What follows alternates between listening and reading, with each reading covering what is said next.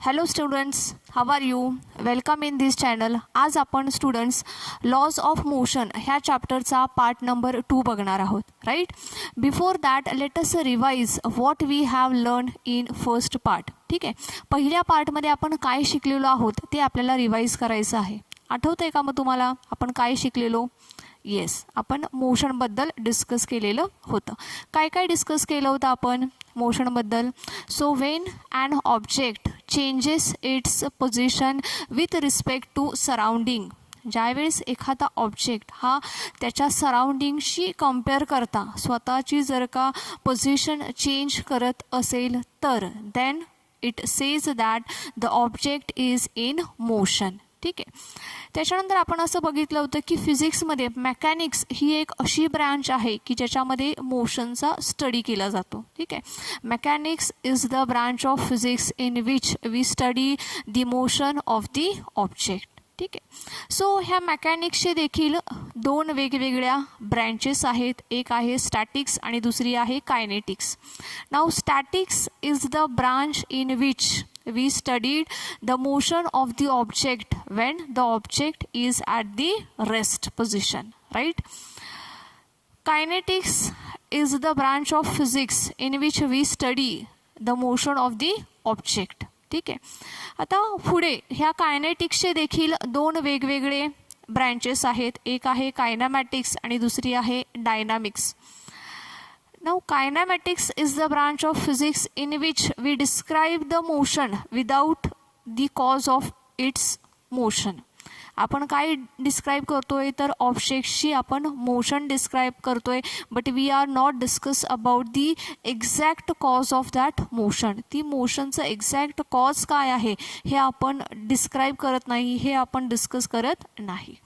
अगदी त्याच्या exactly opposite आहे dynamics. Is the branch of in physics in which we describe the motion of the object with discussing their causes. आपण काय करतोय तर मोशनला describe करतोय along with its causes. त्याचे causes देखील आपण कन्सिडर करत आहोत. In kinematics we discuss about the various parameters, for example velocity, speed, distance, displacement, acceleration, etc. Right? In dynamics we discuss about the various parameters, for example force, momentum, then torque, right, energy, power, all these terms with the terms which we discussed in kinematics. ह्या terms आपण consider करत आहोतच, पण त्याचसोबत कायनॅमॅटिक्समध्ये ज्या terms आपण discuss केलेल्या आहेत, for example velocity, speed, distance, displacement, acceleration, ह्या टर्म्स देखील आपण डायनामिक्समध्ये स्टडी करत असतो. ठीक आहे, सो एवढा आपण भाग बघितलेला. त्याच्यानंतर आपण काय बघितलेलं आठवतं? आपण बघितलं होतं मोशन इज अ रिलेटिव्ह. कशी आहे? मोशन ही ऑलवेज रिलेटिव्ह आहे. ह्याच्यासाठी आपण एक्झाम्पल कन्सिडर केलं होतं. एक बस आहे, ह्या बसमध्ये तुम्ही सीटवरती बसलेला आहात, तुमच्या शेजारी पॅसेंजर देखील बसलेला आहात.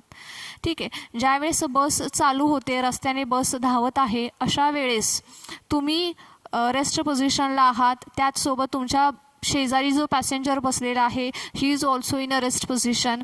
त्याचप्रमाणे बसमधले सर्व passengers they all are in a rest position. ठीक आहे, परंतु एखादा ऑब्झर्वर की जो कुठे आहे त्या बसच्या बाहेर आहे, रोडवरती उभा आहे, तर ह्या ऑब्झर्वरसाठी काय असणार आहे? Bus is in a motion. ठीक आहे, त्याचसोबत you are also in a motion and all the passengers are also in a motion. ज्यावेळेस तुम्ही बसमध्ये बसलेला आहात त्यावेळेस फक्त तुमच्यासाठी बस मोशनमध्ये आहे, तुम्ही मात्र रेस्ट पोझिशनला आहात, पॅसेंजर देखील रेस्ट पोझिशनला आहे. परंतु अशी एखादी व्यक्ती की जी बसच्या बाहेर आहे, रोडवरती उभी आहे, त्या व्यक्तीसाठी मात्र काय असणार आहे तर तुम्ही देखील मोशनमध्ये आहात, पॅसेंजर देखील मोशनमध्ये आहे and the bus is also in a motion. That means the motion is always relative. Motion कशी असणार आहे? ऑलवेज रिलेटिव्ह असते, राईट. सो स्टुडंट्स, आज आपल्याला त्याचा पुढचा भाग बघायचा आहे. बट बिफोर दॅट, पुढचा भाग बघण्यापूर्वी बघा, तुमच्या सिलेबसमधून काही भाग जो कट केलेला आहे ड्यू टू कोविड-19 सिच्युएशन, सिलेबसमधला काही भाग जो कमी केलेला आहे तो कमी केलेला भाग मी तुम्हाला सांगते, ठीक आहे. त्याच्यानंतर मग आपल्याला पुढचा भाग शिकवता येईल, राईट. सो ते पॉईंट्स सांगते बघा मी. लॉज ऑफ मोशन ह्या चॅप्टरमध्ये पेज नंबर 47 वरती बघा 4.2, पेज नंबर 47 आणि टॉपिक कोणता आहे तर 4.2. पेज नंबर 47 वरती टॉपिक आहे 4.2 ॲरिस्टॉटल्स फॅलसी. हा आपल्या सिलेबसमध्ये नाही आहे बघा. त्याच्यानंतर पेज नंबर 48 त्याच्यामध्ये नाही आहे, फक्त 4.3 ओनली. पेज नंबर 48 वरती 4.3 हा जो टॉपिक आहे तो नाही आहे. पेज नंबर 52 वरती बघा कोणता टॉपिक नाही आहे, 4.5.2 हा टॉपिक नाही आहे. त्याच्यानंतर पेज नंबर 55-56 ह्याच्यावरती टॉपिक आहे 4.6 that is work energy theorem, आपल्या सिलेबसमध्ये नाही आहे. पेज नंबर 56-57 वरती 4.7 कोणता टॉपिक आहे, principle of conservation of linear momentum. So I think हा जो टॉपिक आहे हा ऑलरेडी तुम्ही शिकलेला आहात स्कूलमध्ये, राईट.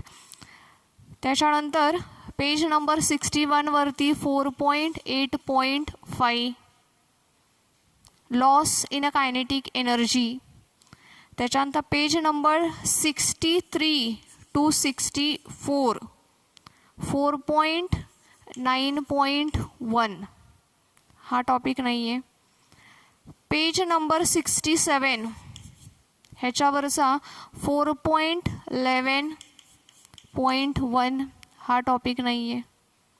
त्याच्यानंतर पेज नंबर 72 ह्याच्यावरती 4.13.4 characteristics of centre of mass. तर हे जे टॉपिक्स आहेत हे टॉपिक्स मधून ह्या वर्षासाठी रेड्यूस केलेले आहेत. आता 4.2 ॲरिस्टॉटल्स फॅलसी आहे, हा काही आपल्या सिलेबसमध्ये आता नाही आहे, त्यामुळे ह्याच्या पुढचा भाग आपण बघणार आहोत. ॲरिस्टॉटल्स फॅलसी आपल्या सिलेबसमध्ये नाही आहे ह्या वर्षी, त्यामुळे तो नाही आहे. त्याच्यानंतर पुढचा भाग आहे न्यूटन्स लॉज ऑफ मोशन, ठीक आहे. न्यूटन्स लॉज ऑफ मोशन हा देखील टॉपिक आपल्या सिलेबसमध्ये नाही आहेत, न्यूटन्स लॉज ऑफ मोशन. आता ऑलरेडी न्यूटन्सचे लॉज ऑफ मोशन तुम्हाला माहीत आहेत, first law, second law, third law, ठीक आहे. ह्याच्यानंतरचा पुढचा भाग देखील आपल्या सिलेबसमध्ये आहे, importance of Newton's first law, second law and third law, ठीक आहे. सो आजच्या व्हिडिओमध्ये आपण importance of the Newton's first law आता बघूयात. आय होप तुम्ही सर्वांनी हे नोट डाऊन केलं असेल, ठीक आहे.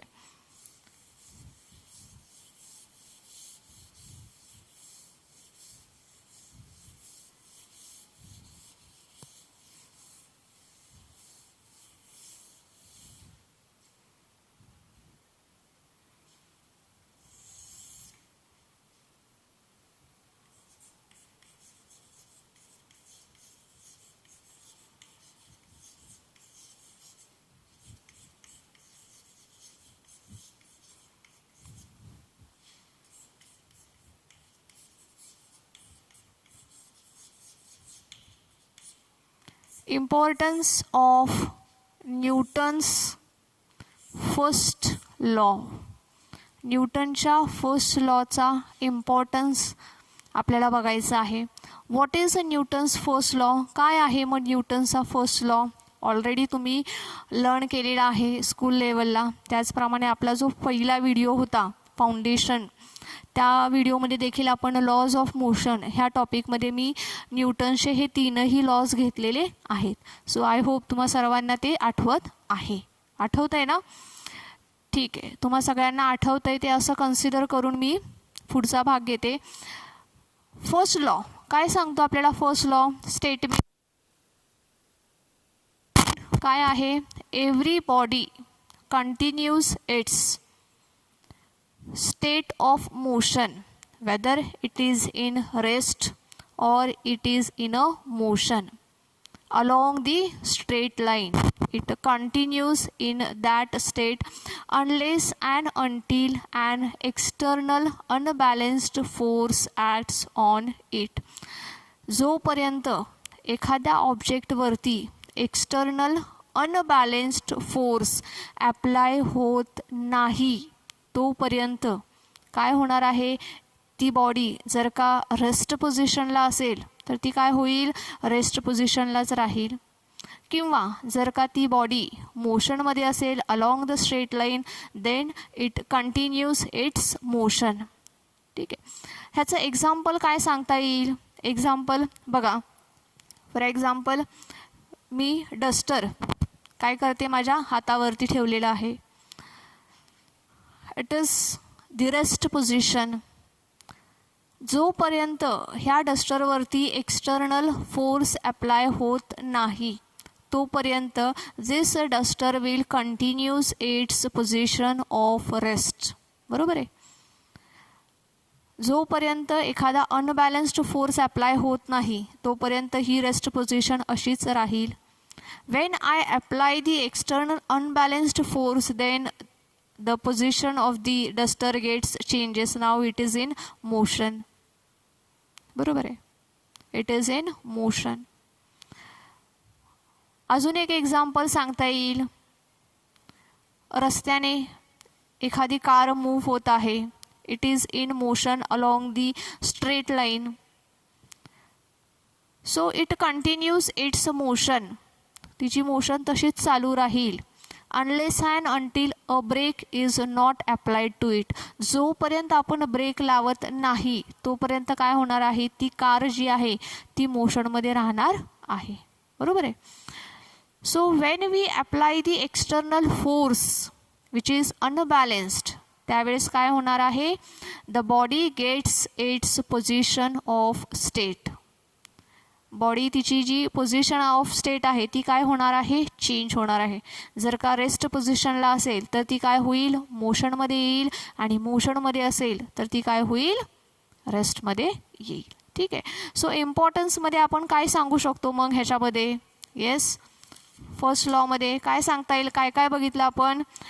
तर there are 2 states of motion. एकूण किती आहेत, 2 स्टेट ऑफ मोशन आहेत. पहिली आहे state of rest. State of rest. बरोबर आहे. त्याच्यानंतर दुसरी काय आहे, स्टेट ऑफ मोशन. फर्स्ट इम्पॉर्टन्समध्ये आपण काय बघूयात, काय बघितले तर एकूण 2 स्टेट ऑफ मोशन आहेत. एक आहे स्टेट ऑफ रेस्ट आणि दुसरी काय आहे, स्टेट ऑफ मोशन. अशा 2 पोझिशन्स आहेत. ठीक आहे. So state of rest, state of motion. ठीक आहे. सो जर का आपण अनबॅलन्स्ड फोर्स अप्लाय केला तर काय होणार आहे, रेस्टमधली बॉडी ही काय होणार आहे, मोशनमध्ये येणार आहे. आणि मोशनमधली बॉडी ही काय होणार आहे, रेस्ट पोझिशनला जाणार आहे. सो अशा पद्धतीने एकूण 2 स्टेट्स आहेत. एक आहे रेस्टची आणि दुसरी आहे मोशनची. ठीक आहे. आता ही जी मोशन आहे ही मोशन कशी आहे, तर इट इज युनिफॉर्म मोशन. कशी आहे ही, युनिफॉर्म मोशन आहे. लक्षात येते, ही मोशन कशी आहे तर it is uniform motion. Motion कशी आहे ही, युनिफॉर्म मोशन. युनिफॉर्म मोशन म्हणजे काय, तर त्याची जी वेलॉसिटी आहे ती कशी आहे, कॉन्स्टंट आहे. ठीक आहे. So when we apply the unbalanced force on the state of rest then body come to the uniform motion. When we apply the force on object which is in uniform motion then that object come to the rest position. ठीक आहे. So ह्या दोन्ही काय आहेत तर it is the state of motion. काय आहेत ह्या, it is state of motion. मोशनच्या काय आहेत, ह्या दोन वेगवेगळ्या स्टेट्स आहेत. एक आहे रेस्ट आणि दुसरी आहे युनिफॉर्म मोशन, राईट. त्याच्यानंतर आपल्याला बघायचं आहे सेकंड, ह्याचं इम्पॉर्टन्स बघायचं आहे. आता ही जी स्टेट ऑफ रेस्ट आहे किंवा स्टेट ऑफ युनिफॉर्म मोशन आहे, ही कोणामुळे चेंज होते, तर it is change due to the force. कशामुळे चेंज होते, तर ड्यू टू फोर्स. ठीक आहे. स्टेट ऑफ मोशन कशामुळे चेंज होते, तर due to the application of the unbalanced force. ठीक आहे, due to the application of the unbalanced force. त्याच्यानंतर ह्याचा थर्ड इम्पॉर्टन्स आहे इनर्शिया. ह्याचा थर्ड इम्पॉर्टन्स आहे inertia. Inertia means it is the tendency of a body to remain in that position. प्रत्येक बॉडीची काय आहे, स्वतःची अशी एक टेंडन्सी आहे. काय टेंडन्सी आहे, तर आहे त्या पोझिशनमध्ये राहण्याची tendency. That is called as the inertia. त्यालाच आपण काय म्हणतो, इनर्शिया असं म्हणतो. नाव this inertia is called as the inertial mass also. ह्यालाच आपण काय म्हणू शकतो, इनर्शियल मास असं देखील म्हणू शकतो. ठीक आहे, काय म्हणता येईल ह्यालाच आपण इनर्शियल मास असं म्हणू शकतो.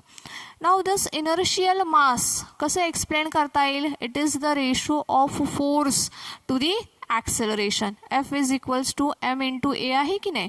सो एम म्हणजे काय होईल, तर एफ अपॉन ए होईल. म्हणजेच काय, तर inertial mass can be defined as the ratio of the applied force to the acceleration. ठीक आहे, मग इनर्शिया म्हणजे काय आहे, तर tendency of the body to remain in that position. प्रत्येक बॉडीची आहे त्याच पोझिशनमध्ये राहण्याची जी टेंडन्सी आहे, बॉडीची राहण्याची जी प्रॉपर्टी आहे, that property is called as the inertia. ठीक आहे.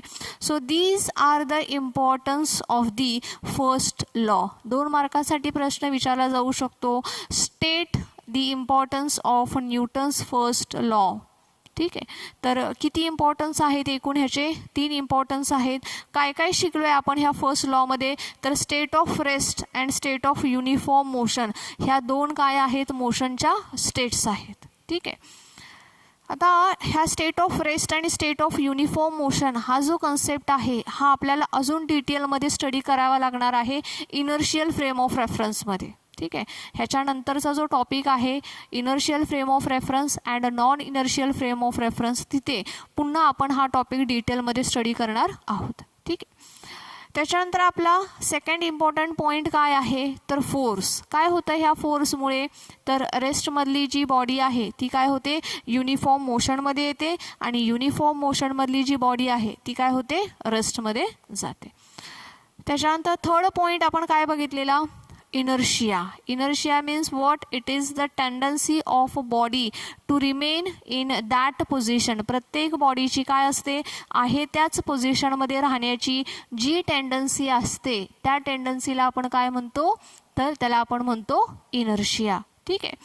So inertia is related with the mass. त्यालाच आपण काय म्हणतो, इनर्शियल मास असं म्हणतो.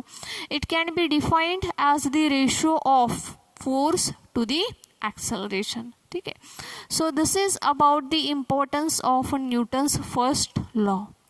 हे काय झालेलं आहे, न्यूटनचा फर्स्ट लॉचं इम्पॉर्टन्स आहे. अशाच पद्धतीने आपल्याला काय करायचं आहे, आता न्यूटनच्या सेकंड लॉचं इम्पॉर्टन्स आपल्याला बघायचं आहे. लक्षात येते सर्वांच्या, आपल्याला काय बघायचं आहे, आता न्यूटनच्या सेकंड लॉचं इम्पॉर्टन्स बघायचं आहे. ठीक आहे. सो आपण ह्या बाजूला लिहूयात.